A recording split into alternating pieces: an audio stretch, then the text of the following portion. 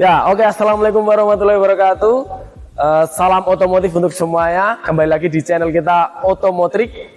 Ya, pada kesempatan kali ini kita akan membahas tujuan pembahasan yaitu tentang sistem pendinginan sepeda motor. Apa itu sistem pendinginan sepeda motor? Kita akan membahasnya ke dalam 3 jenis sistem pendinginan sepeda motor yang ada pada sepeda motor. Sistem pendinginan sepeda motor pada umumnya itu ada 3 jenis. Yang pertama yaitu pendinginan cair, pendinginan udara, dan juga pendinginan oli. Mari kita bahas satu persatu sistem tersebut. Check it out. Oke, sebelum kita lanjut ke pembahasan jenis-jenis sistem pendinginan sepeda motor, kita harus tahu terlebih dahulu apa sih fungsi dari sistem pendinginan tersebut. Ya, jadi untuk sepeda motor itu harus ada yang namanya sistem pendingin. Untuk apa?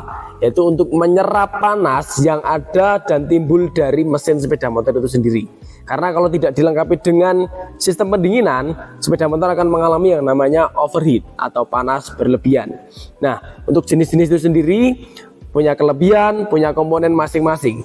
Mari kita bahas 3 jenis tersebut, yaitu sistem pendinginan cair, sistem pendinginan oli, dan juga sistem pendinginan udara. Kita bahas satu persatu mulai dari sistem pendinginan cair. Oke, kali ini kita berhadapan di sebuah mesin sepeda motor, yaitu dengan sistem pendinginan jenis cair.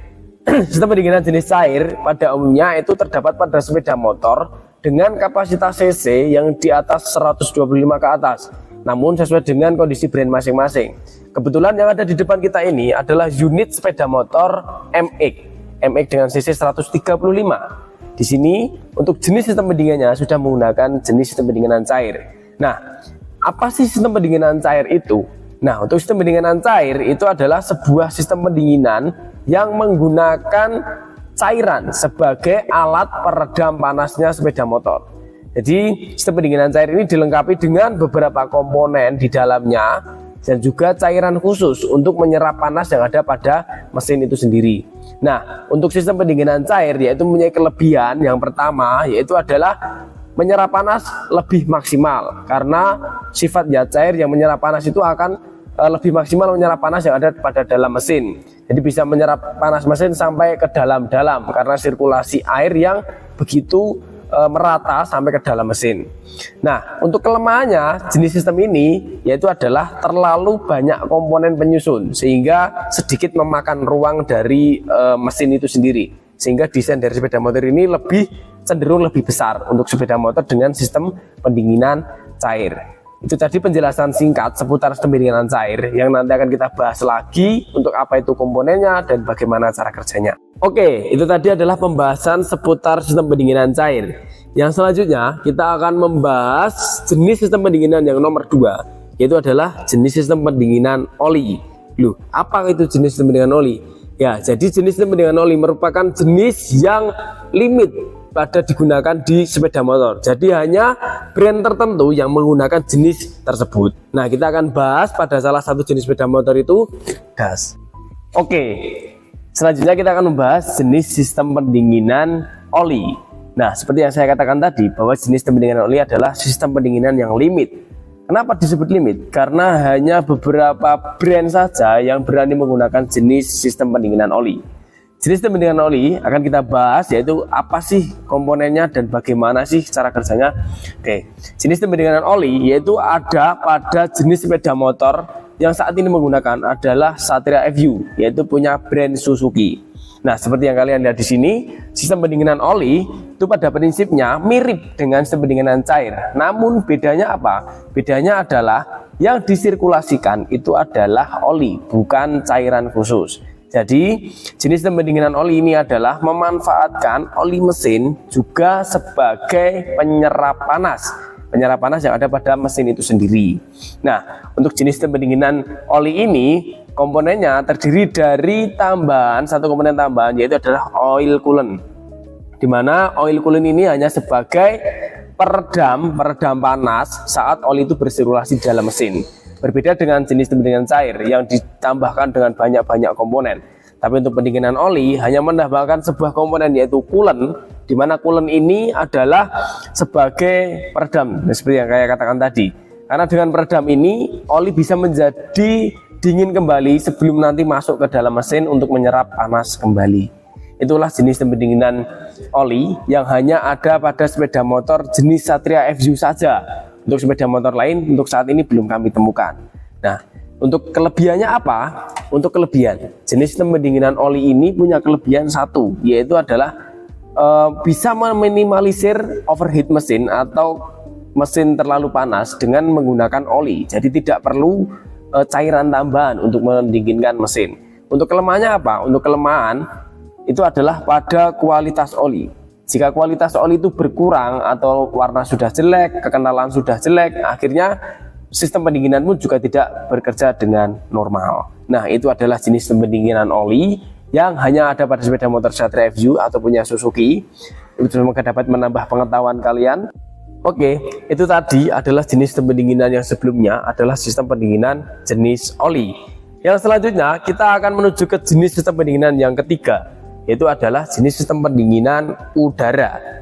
Jenis pendinginan udara itu pada umumnya digunakan pada sepeda motor konvensional terdahulu, namun untuk saat ini masih digunakan untuk beberapa jenis sepeda motor seperti Matic dengan cc rendah, Verza pada Honda dengan cc 150 dan lain sebagainya. Seperti apa itu sistem pendinginan udara? Mari kita bahas lebih dekat, gas. Oke, ya ini adalah penampakan dari jenis sistem pendinginan udara. Apa sih itu sistem pendinginan udara? Oke, jadi untuk sistem pendinginan udara itu merupakan sebuah jenis sistem pendinginan yang dimana sistem pendinginan itu hanya memanfaatkan desain dari mesin itu sendiri. Jadi tidak ada tambahan komponen yang lain.